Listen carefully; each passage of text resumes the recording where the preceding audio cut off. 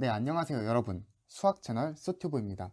67강에서는 지난 시간에 살짝 다뤄봤던 최소제곱법을 좀 일반화해보는 시간을 가져볼게요. 우리가 지난 시간에 뭐 이런 직교 좌표계에서 이런 점들이 막 이렇게 찍혀 있을 때 이거를 지나는 좀 최적의 직선을 찾아보자, 이게 목적이었잖아요. 이제 이 직선을 뭐 fx라고 해보죠. 그랬을 때 ax 플러스 b라고 해볼게요. 그러니까 우리의 목표는 이 a와 b를 찾는 거예요. 그리고 당연히 여기 있는 점들은 몇 개가 주어질지는 몰라요. 우리가 지난 시간에는 3개만 주어졌지만 그보다 더 많이 주어질 수도 있는 거죠. 그러니까 뭐 n개의 점이 주어졌다고 해볼게요. 이렇게 xn, yn 이렇게요. 그랬을 때 우리가 최소로 만들고 싶은 것은 바로 이 오차 값들을 최소로 만들고 싶은 거잖아요. 그래서 우리가 지난 시간에는 이 오차 값들을 전부 다 더해서 제곱한 것을 최소로 만드는 게 목적이었죠.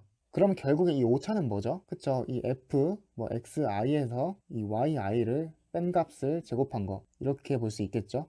이 원래 함수값에서 이 주어진 점의 y값을 뺀 거를 제곱해서 더했다는 거예요. 별거 아니죠? 그런데 뭔가를 이렇게 제곱해서 다 더하는 거는 어떤 거랑 모양이 비슷해요? 그쵸? 어떤 것의 놈의 제곱이랑 비슷하죠? 왜냐면 놈이라는 것 자체가 각 좌표를 제곱해서 더하는 거잖아요. 그래서 이런 행렬의 놈의 제곱이지 않을까 싶어요. 여기서 제곱하고 있는 거를 다 각 좌표로 넣어주면 되겠죠? 그래서 이렇게 fx1부터 fxn까지요. 이렇게 되면은 이 위의 값이랑 똑같죠. 이렇게 해놓고 이 행렬을 좀 분해시켜 보죠. 이 f가 들어있는 행렬과 이 y가 들어있는 행렬로 두 개로 분해시켜 볼게요. 그리고 보시면 알겠지만 이 fx라는 것은 결국에는 a와 b에 대한 선형사상이에요. 그러니까 a와 b를 이렇게 집어넣으면은 ax 플러스 b가 나와야 되니까 어떤 식으로 생긴 거예요? 여기가 x1 이런 식으로 생긴 행렬이죠. 그러니까 여기 있는 fx1부터 fxn까지는 이런 식으로도 쓸 수 있겠죠. 이 x1과 1, 점점점 xn1 옆에다가 a, b를 이렇게 곱해준 거, 이렇게 쓸 수도 있겠죠. 그리고 옆에 있는 y는 그대로 써주고요.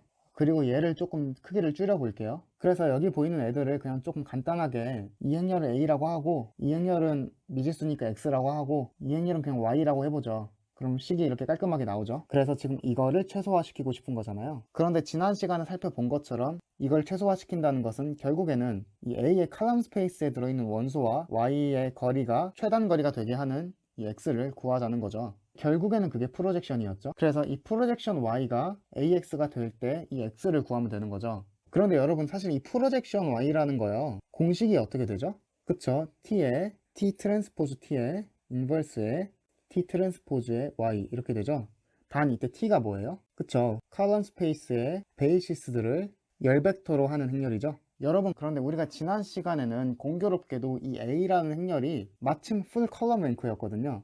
그렇기 때문에 이 a라는 행렬 자체가 어차피 컬럼 스페이스의 베이시스들을 열벡터로 하는 행렬이기도 해서 그냥 이 프로젝션이라는 값 자체를 그냥 a로 써도 상관이 없었죠. 그런데 이게 항상 가능할까요? 아니에요. 그렇지 않아요. 지금은 우리가 이렇게 a와 b 문자를 두 개만 가지고 해서 뭔가 여기가 항상 베이시스가 나올 것 같다라는 느낌이 들 수도 있는데, 이런 경우를 생각하시면 어때요? 막 점들이 이렇게 생겼으면 어떨까요? 이런 식으로 찍힌 점을 직선으로 최적화시키고 싶어지나요? 그렇지 않죠. 이 점들이 어떤 직선과 비슷할지, 이런 직선과 비슷하긴 하겠죠.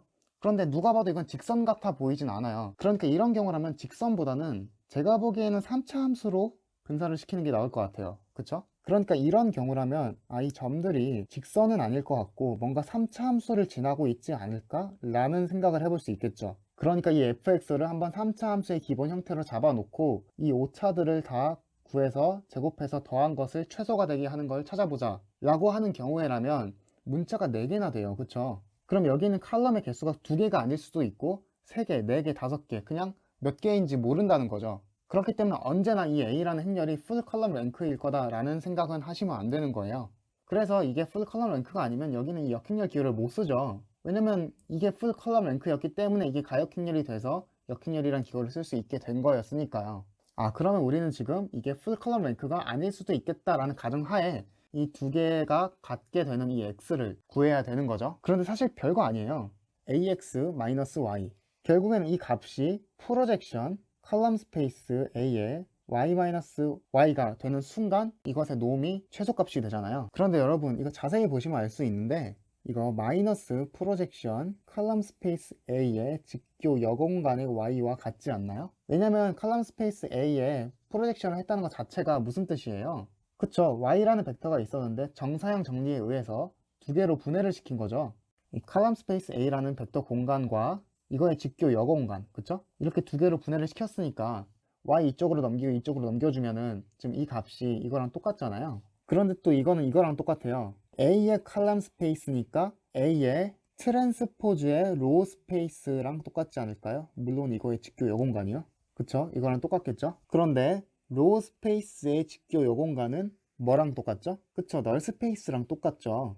그래서 널 스페이스 A의 트랜스포즈의 Y 이렇게 되겠죠? 그럼 이걸로부터 알 수 있는 게 뭐냐면 지금 이 벡터 자체가 이 A 트랜스포즈의 널 스페이스 안에 있는 원소라는 거죠. 뭐 마이너스를 붙여봤자 어차피 스칼라 배에 대해서 벡터 공간은 닫혀 있으니까요. 그래서 결국에는 이 A 트랜스포즈에다가 지금 이 원소를 그대로 곱해주면 널 스페이스의 원소니까 0이 되겠죠. 널 스페이스의 원소라는 것 자체가 여기다가 곱해서 0이 되는 걸 널 스페이스의 원소라고 하니까요. 그래서 이걸로부터 알 수 있는 게 뭐냐면 결국에는 이 x라는 값이 이걸 이렇게 전개를 해서 조금 정리를 해주면 이 식을 만족해야 된다는 걸 알 수가 있어요. 그래서 결국에 이런 최소값을 찾는 것 같은 복잡해 보이는 문제가 결국엔 이 방정식의 해를 찾는 문제로 바뀌었어요. 되게 간단해졌죠? 그래서 일단 이 방정식을 우리가 정규 방정식이라 그래요. 그래서 조금만 보시면 알 수 있는데 당연히 이 A라는 행렬이 풀 컬럼 랭크면은 여기 있는 이 부분이 가역 행렬이 되면서 넘어가면서 그냥 바로 유니크한 해가 나오겠죠. 이렇게 X는 A 트랜스포즈 A의 인버스에 A 트랜스포즈의 Y. 그쵸? 그런데 만약에 이제 유니크하지 않다면 당연히 무수히 많은 해를 가지겠죠. 그런데 해가 없을 수도 있는 거 아니냐. 근데 그럴 수는 없어요. 해가 없는 경우는 없다는 거를 증명해드려야 될 것 같은데 한번 증명을 해보죠. 정규 방정식의 해는 언제나 존재한다. 물론 유니크할 수도 있고 유니크하지 않을 수도 있어요. 하지만 해가 존재하기는 한다는 거예요. 그런데 사실 이거 증명하는 거 별거 아니에요. 이게 왜 존재를 하냐면 사실 이 두 개의 컬럼 스페이스가 항상 같기 때문이거든요. 이거 어떻게 증명할 것 같아요? 이 두 개의 컬럼 스페이스가 같으면 결국에는 A 트랜스포즈 Y라는 것은 A 트랜스포즈의 컬럼 스페이스의 원소고, 그쵸? 그리고 이쪽에 있는 애는 이 A 트랜스포즈 A의 컬럼 스페이스의 원소 중에 하나죠. 이 X를 곱했으니까. 그러니까 이게 두 개 같다는 것만 증명하면 얘는 항상 해가 존재하겠죠. 얘의 해 공간 안에 얘가 포함이 당연히 되니까. 얘의 해 공간 자체가 이 컬럼 스페이스인데 그거와 같은 이 컬럼 스페이스 뽑은 원소가 바로 이거잖아요. 그러니까 그 두 개가 같게 하는 X는 당연히 존재하겠죠.